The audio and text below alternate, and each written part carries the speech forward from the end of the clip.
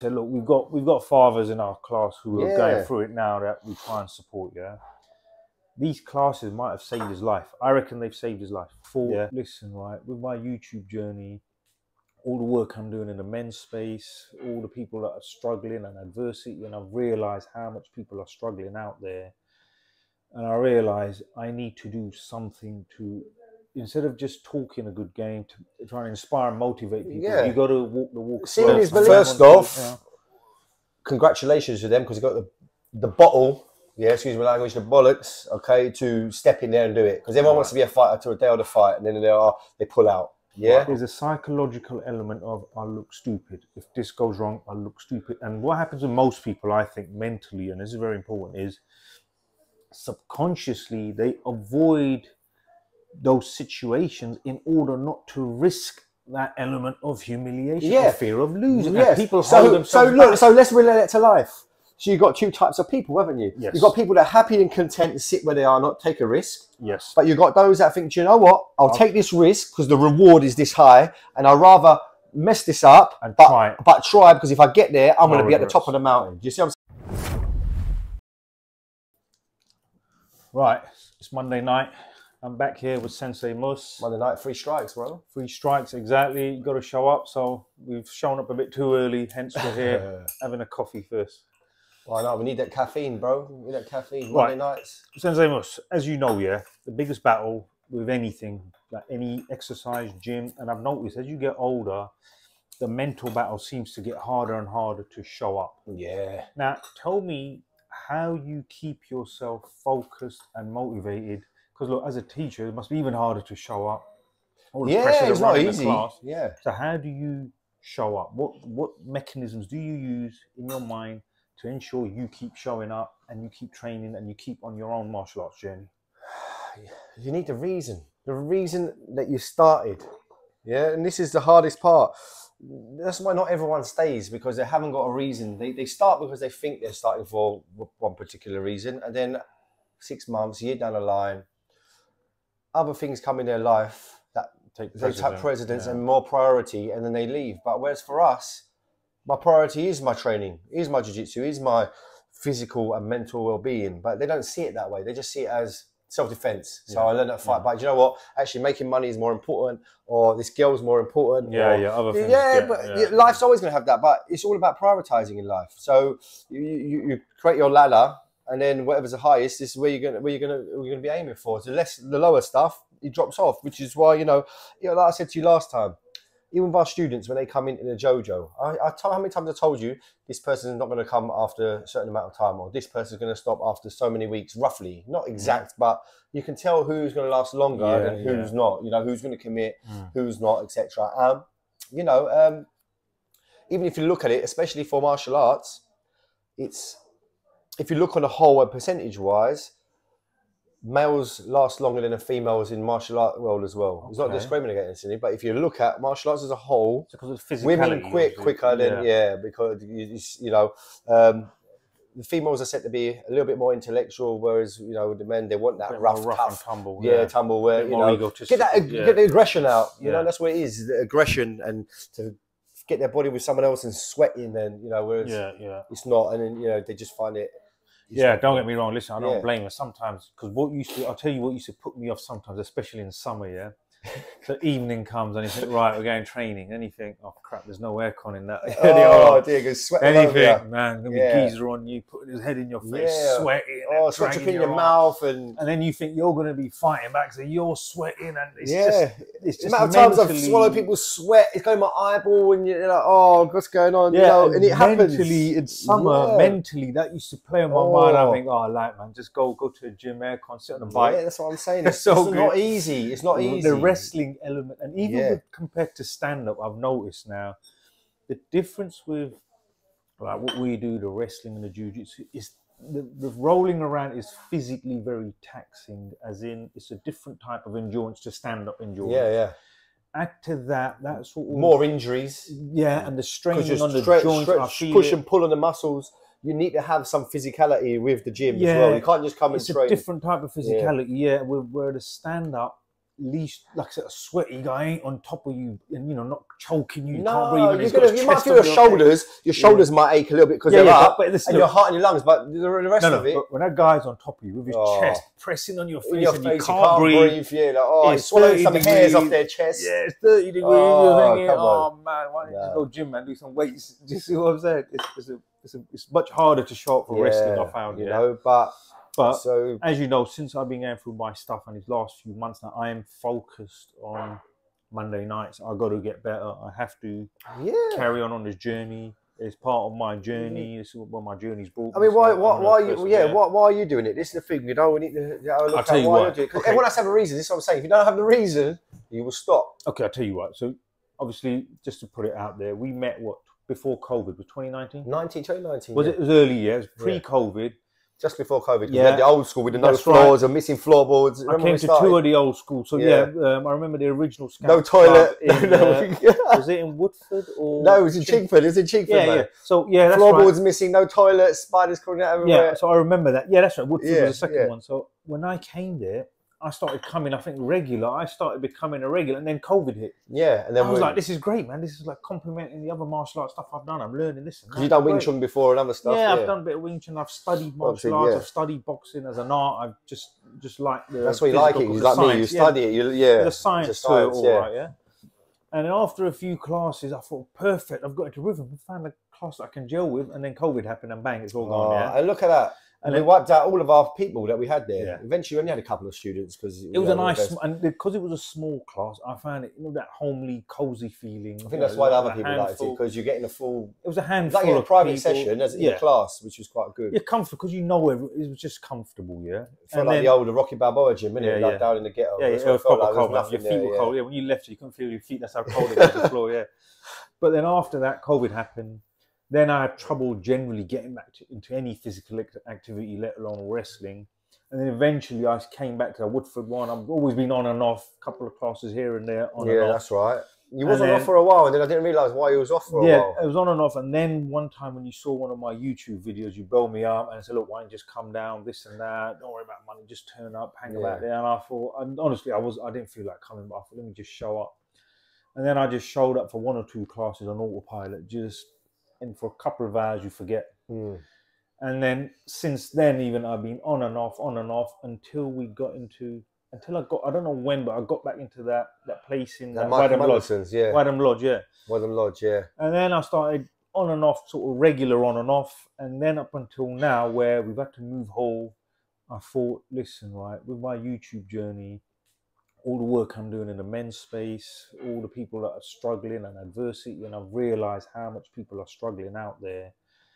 And I realised I need to do something to, instead of just talking a good game, to try and inspire and motivate people. You got to walk the walk. Seeing is believing, isn't it? It's like I always used to say, like if you go to a gym, no disrespect, but if you've got 2 instructors, both studied the same thing, but one looks good in his shape and the other one's out of shape, who are you going to want to train you? Or one you see rolling. Who are you going to want? You people, listen, I've always been in sales as well. You buy the person. So if you want to be like that person, you will pay them money to train you. If you look at that person and think this, well, they're not better than me. Why would you pay the money? This is exactly how it is, you know? So you're going to pick the buff. If you want to get big arms, big chest, you go to a guy with a big arm, big chest. Well, this guy's done it already. If you want to be a millionaire, you go ask the millionaires who've already done it. You're not going to ask, your neighbour down the road who his mate's cat's dog owns a butcher, and you know what I mean? Well, exactly. And in this whole father space, like I said, exercise is a good way to get yourself out of depression. But going back to that, so when we was training, you was always been into martial arts, but look, you dipped off. And you dipped off, why? Because you was going through some family hard times. You was going through hard times. So again, as we can see for the people, everyone goes through it, no matter how focused you are on one thing. When something hits and you get that bit of trouble, you take a dip. It's normal for everyone. It's normal for everyone to happen, isn't it? You know. But if you can find your reasons and find a purpose, you will bounce and come back. That's where I found my purpose, and I'm focused because I thought I need to go on this journey. I need to show that I'm not physically a big, imposing sort of guy. I'm a very slender build, so to speak. And I thought, if an average guy like me can go out and show people that you can do this if you put your mind to it. That's fine, that if you put your mind to something, you can do it, you can achieve it. I've been on and off for a long time anyway, so I thought if I just focus one night a week, make sure I show up, give it my all. Yeah. Taking in, rather than just showing up, digest and try and learn. Like, put your ego aside, like you said, not just try and win, but try and learn and progress. And if I can go on this journey and achieve something in this to inspire someone else, then I have to give it my all. Yeah, exactly. And I can't be a coach and motivate and inspire people and ask people to, you know, try and inspire men that are going through adversity to get in shape when I'm out of shape myself as well. So yeah, exactly. all my exercise, I thought I need to perform on every level, including the physical level, and that's pushed me now. Well, it's almost like that personal trainer, I can't remember his name, but you remember years ago, but he was really fit, ripped, and he decided to put on weight. At McDonald's, put on weight, he had a big belly, went fat, and he goes, now I want to put myself in my client's shoes and go through it. Right. And he showed them, he went back to how he was. He goes, tell you what, it was bloody hard, but he went back to it and showed them that it can be done. So he's just put himself through that same stresses, blood pressure, everything, exactly. and he done it. But I also think it's, sometimes you need that support as well, isn't it? Yeah. Like, you know, not trying to give myself a big head or anyone like that. It's sometimes getting those phone calls, mate, come down. Yeah. Someone on your side showing that they're still there, they still care, they're interested, not for, like I said, not for the money. You don't worry about that. They just genuinely want you to be happy, be well, come down and train as mates and family, right? It just gets you through that day. It does, you need that. You need that sometimes. Enough just to get someone who's at rock bottom, going through that adversity. That one phone call might be enough to get him through that evening. Yeah. That one message to show up for that one class might make him believe for that 1 second that, you know what, I'm going to be all right. Yeah. That release of adrenaline, the camaraderie. And like you said, look, we've got fathers in our class who are going through it now that we try and support, yeah. These classes might have saved his life. I reckon they've saved his life. Yeah. This is what I'm saying. This is saving lives. Very vulnerable people. Yeah. This is why all this men's health is very important and mental health is very important out there now. Talking to someone, spending that extra 40, 50 minutes with them rather than going to their funeral. You know, this is very important. We need to talk. Talking is good because you don't know what someone's going through. Yeah. You know, you really don't know what someone's going through. You know, me always, if I ain't seen my student for 2-3 weeks, again, it's not about money. Oh, where are they? Come pay me, go to the gym. Are you all right, mate? You've been training for regular, now you've just dropped off. Is everything okay? Because you don't know if something's okay in their life. And the amount of people said to me, oh, do you know what? Oh, thanks for thinking about me. Thanks for that text. Yeah, I'll be in next week. I just had a few other things on top of me and I forgot about training. But they show the appreciation that you're thinking about them, that where have they been? Are they okay? And that's all it is sometimes. But being a good person, I think there's so many people out there just make things into issues where they don't need to be issues. And, you know, just talk to people. How hard is it? It don't cost you nothing to be nice and just say, how you doing, mate? Genuinely, though. Not just, you're all right, mate, and that's it. And then, tell you so. And then walk off. Oh, I didn't want to fucking hear about your problems. You know, that I've got 10 minutes. I'm going to ask them. So if they do open up, I've got 5-10 minutes spare for them. You genuinely, do you know what I mean? Yeah, exactly. Because, that's what being a teacher or a sensei really is. You bear some... You have some care or concern. You have to have that empathy for people, you know. But again, I think that's a life skill. Some people don't have it. But again, it's not their fault. Maybe through their upbringing, they just didn't have that. They grew up in an environment where they didn't have that. They didn't know what that was. Or loving relationships and things like that. So they don't know. So if someone don't know, can you really blame them? And if they've got trauma and scarring from beginning from kids and growing up, then you can't blame them. It's not their fault either. But all we can try to do is try to improve their life going forward and show them other ways of living and other ways of thinking, etc. All that type of stuff. You know, we're not psychologists, but just being adults and having experience, we know, you know. So we don't want people to take this as, you know, this is the gospel truth, but this is the experience. Yeah, this is the experience that I've found, the experience that you found from talking and communicating with people, if that makes sense, you know. So... All right, Mus, let's go to a quick break and we'll be back shortly. Right, Sensei Mus, it's Monday night. Yes. Here we are again. Now, we've got a bit of time, Sensei Mus, so let's talk a bit about, you've obviously competed in fighting, you've competed in the cage, you've got real life experience of altercations in the street. Yeah. Can you talk to us a little bit about the mental, so for example, if someone is thinking of competing, or anyone of any age who's thinking of actually competing, and they're scared. Look, let's talk about the fear factor. Even like you're going to be scared. MMA fighters and a boxer say those jitters, the nerves, pre-fight nerves, that fear. Talk to us about that journey and any advice you have for someone who's thinking of competing, start to finish, that whole journey of enter the competition. Well, listen, the nerves. First off, congratulations to them because they got the bottle. yeah, excuse my language, the bollocks, okay, to step in there and do it. Because everyone wants to be a fighter to a day of the fight, and then they pull out. Yeah. Right, okay. All right. Is that common? It's common because the nerves. If the nerves gets too much of them, their brain just shuts off. It's easy to turn around and go home. Yeah. Okay. Do you know how many times I've driving a competition? I think, bloody hell, you know what? If I just turn around now and just pretend to see it, I don't need to go through this. You know, it goes through your brain, but your brain tells you, your mind playing games because you get scared. And you know you're going to be tired because it's not easy, because everyone goes 200 miles an hour in competitions, whether it's MMA, Brazilian Jiu-Jitsu, doesn't matter. Any competition, it's the unknown. It's a fear of unknown. Everyone's scared of that fear of unknown. Okay, yeah? So if no one says to you that they never get scared, they're talking rubbish. All the professionals, they're all fearing it. It doesn't matter how high up you go. So hold on, let's slow down for a second. Yeah. So just to clarify, that feeling, yeah, that feeling of fear, or call it nerves, or your mind playing games with you, it comes from what you say is fear of the unknown, because that once the door shuts behind you in the cage, it is unpredictable. That's it. A man wants to inflict violence on you effectively, and is it that fear that plays on your mind that, oh, you're going to get beat up? What does that look like?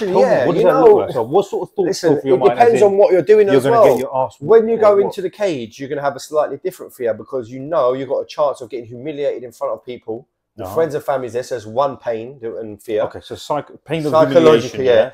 Then you've got the physical pain. You think, well, I might get knocked out here, broken nose, redecorate my face, of course. Physical damage. Yeah, physical damage. All right. You get both.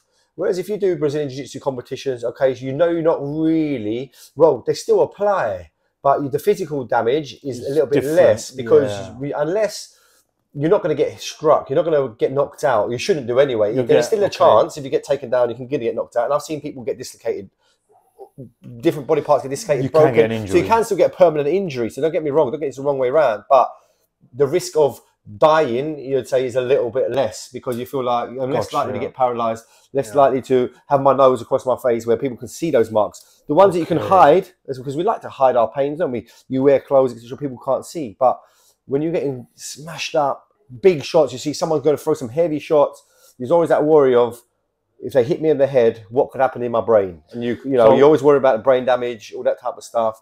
But the fear is still there in both. It's still there, get rid of it. BJJ fear is different, you're saying. Just slightly, but you get it in every sport. Karate, you get it. Kickboxing, you get it. You've been around. You go to do any event live, you get nerves. Yeah. Okay. But confidence helps you a little bit, because you wouldn't, for one, be entering a competition or competing if you didn't have that confidence or think you had that ability in the first place. Now, you shouldn't be. You'd have to be a mad person to think, do you know what? I've got nothing. I'm just going to enter.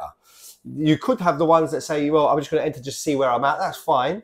But again, deep down, they know they've got some ability. They're not just going to enter brand new into a competition. They will do some training for it first. Okay, but if you've done, say, for argument's sake, I'm going to ask you a question from a layman's person. If you've spent enough time, say, training, enough time on the mats, enough time sparring in whatever discipline that you are entering the competition in, does that not take away 70-80% of that psychological fear factor and your mind playing games with you, because you've put the time in? You put the time into training. Does that not? It takes some of it. I wouldn't take all of it. I couldn't fully give you a percentage on it, if I'm honest with you, because again, sometimes it's just how you wake up on the day. Sometimes you could just wake up really nervous one day. You know, it all depends on your preparation as well, how well you can focus your mind, how well you can relax yourself. Obviously, the longer the build up, the more stress your brain's under. Now, if you've got competition, the closer the competition gets to that day, and before you're waiting to get on the mats, your ass is going, your brain is going, you're waiting to show your ID, your nerves getting worse. Sometimes you just want to go in and do it. The more waiting around. So it's the pre-fight. So the mind, so when you're going through this pre-fight nerves, the pre-fight week, pre-fight nerves, pre-competition nerves, the games that your own mind plays with you just go up and down. Although it's all over the place. 1 minute you forget about it, next minute it comes. So how do you control that? Those mind games? Just got to find something to. Everyone's got different ways of doing it. You know, some people, if you're anything like me, what I do before the competition is you always have a set routine. So it depends. My routine is I'll do a couple of little technicals, nothing heavy. I don't spar. I don't do nothing like that. Just go through a few drills. So can't risk injury. I just go through my main drills. Say it was a Brazilian Jiu-Jitsu competition. So I go through my main drills, the main submissions, main stuff that I'm going to be working on in there. Okay, because what you know up to that point is what you know. You can't add anything new. Okay. All right, it's too late. So what you know is in your muscle memory already. So just drill those. And then nighttime, I make sure I slow everything down. I make sure I have a nice chilled evening. All right. Okay. I have my meal. I have my drink. I make sure I'm hydrated. Okay. I make sure I have a nice warm bath. You know, get my laptop open and I go over those moves again in my head, just watching moves, and I get myself to sleep. So I know I've done everything I can to prepare myself physically. Now mentally, subconsciously, those same drills I've been watching before I go to sleep in there, and then ready for the morning. Let's go. Yeah, in the warm-up area, again, I'll go over some of those little drills, but your nerves will come back again. So you just got to manage. It's not, you're saying it won't go away. It won't go, you just got to manage them. You just got to manage them. Yeah, it's human nature. You just got to manage them. Someone says they don't get any of this. They're lying because, again, let's say I'm waiting to compete, right? And I see my opponent, I know that person. If I know that person, I've beat them before, your nerves are going to be a bit less because you've got confidence you've done that before. You see another big guy now comes up and you know, do you know what? I've checked this person online and they've got a full reel of Brazilian Jiu-Jitsu, submission. You're going to be more nervous because you think, well, I've got a harder opponent here. So, like I said, there's many factors that will come in throughout the day that will do that. Some people, they just turn up and fight without checking who their opponents are. Me, personally, I always want to check who my opponent is. Do you think that's because good, I like to see what kind of level they're at or what they do, because sometimes you might see videos of their moves that they like and they keep hitting that move, yeah. So I like to do research. Some people don't. They just say, I'm a fighter, mate, so I'll fight whichever. No, I like to do my research. So it all depends on how you are as a person. Do your homework. But some people don't. Some people don't. You know what I mean? So again, there's nothing wrong with either. It's just how you are as a person. But why I like competition, because it prepares you for a real, gets you as close as you can to a real street fight.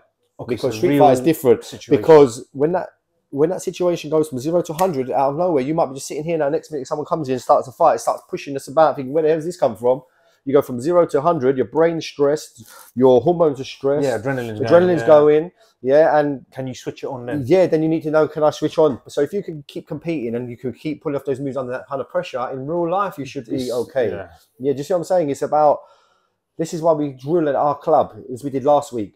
Grabbing people up, shouting at them, psychologically stressing them out. Because no point saying to stand there, do this, move here, do that. Because in reality, if you haven't mastered the art of controlling your emotions, how are you going to pull off those moves? If you get scared as soon as someone shouts at you, all your jiu-jitsu over the last 10 years that you've trained is gone because you can't pull it off. Yeah. Unless you've got muscle memory and you do it anyway, because remember, your body will just do what you've done in training. So this is what I always say. We said last video, you're only as good as your training. If you train shit, you're going to be shit. Yeah. Right, so you have to train as close to real life to have some chance to survive in the real world. Some sort of real pressure. Yeah, because on the real day, you don't know what's going to happen. Yeah, like footballers, yeah.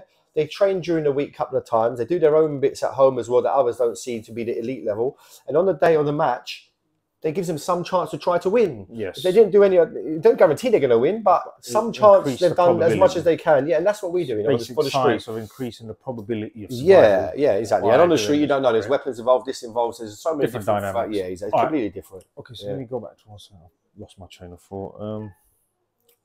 So yeah, I'll always say advocate of competing, even if you're not going to win. Yeah, sorry, just go and get into right. Yeah, I've got it. So okay, competing. Yeah, you're right. So would you say that competing in the cage and the ring and competitions that you've had, and in various disciplines of martial arts, do you think that can help you in other aspects of your life, your career, your job, your interactions with other people, your general? Do you think that can help you in other ways in life? Of course it can, because it gives you confidence. For one, it gives you the confidence. For two, if you look at people who study martial arts a long time, say for example, guys who complete or even studying. For example, imagine someone who's done karate from white belt all the way to black belt. Yeah, that would take 5 to 7, 8 years. That's commitment for 5 to 7 years. Yeah. If you're an employer, you look at that. That's discipline. Is that not going to say to you, this person's disciplined? Once they start, they'll follow it through. If they like what they're doing, they're going to follow it through. So let's keep this employee. So it shows your character. Yeah. All right. Fair enough. You can't be, you're competing. You can't be broken. Don't give up after a loss, because that's another one. People give up after a loss. They don't come back. I've beat people in the cage before. They didn't come back to MMA again because they've got, like I said, that psychological damage. They don't want to go through that feeling again. Okay, I understand that feeling, because what happens with any situation like putting yourself at, this is how I analyze, not just say competing in the cage or anything in the public arena, or when you put yourself out there, you take a risk.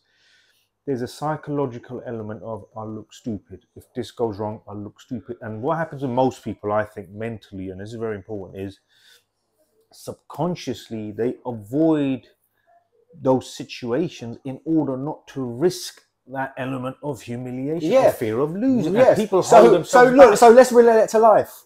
So you've got two types of people, haven't you? Yes. You've got people that are happy and content to sit where they are, not take a risk. Yes. But you've got those that think, do you know what? I'll take this risk because the reward is this high, and I'd rather mess this up and but try, because if I get there, I'm going to be at the regrets. top of the mountain. Do you see what I'm saying? So No there's those that go getter people, and you've got those that are content. Again, not one is better than the other. It's just how, as a human being, you are. Now, I'm the one, I like to take a risk. Yeah. So, because I know the reward's going to be better for me. So if I win, yes, I might lose. But if I win, it's going to do this for my company. It's going to do this for my own self-esteem. It's going to do this for my name. It's going to, so the positives are better.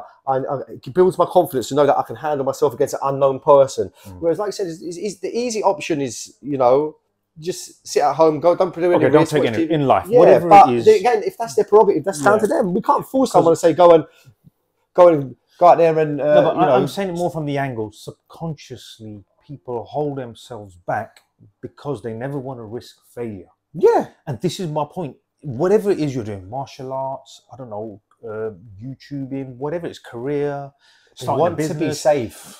There's an element of, I think, and my point, they're so programmed to being safe that then they're stopping themselves from achieving. But what they don't realise, greatness. that's what I'm saying. But what they don't realise is they're already failing by default.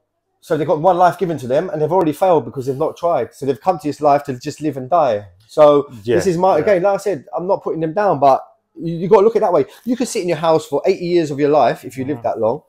You can sit in your house, do nothing, and then an earthquake or something comes and drops on your house, and you die anyway. So why not try? So you don't want life. Go out, chase it, try it. Don't worry about failure. Don't be scared of failure. Exactly, because if you don't like it, you move on and do something else until you find what you know. You will always be good at something. Everyone's good at something. Yeah, but this is what I'm saying, Mus. Doesn't have to be martial arts. Study they might like art, drawing. No, maths. I get it. No, I get it, Mus. But what I'm saying is, it's the study of martial arts that makes you self-aware about these diseases of the heart, ego. You don't want your ego bruised because you don't want to lose. Hence, you don't take the risk. Understand the chain of events and actions. A lot of martial arts guys can control this, and that's what makes them different. That's what it's the way they think. The way they think. It's the brain. It's good training for the brain. Is that okay? Maybe put it this way. There's some people that they don't know that until they've been through a process or a journey or a trauma or a loss. Do you see what I'm trying to say to you?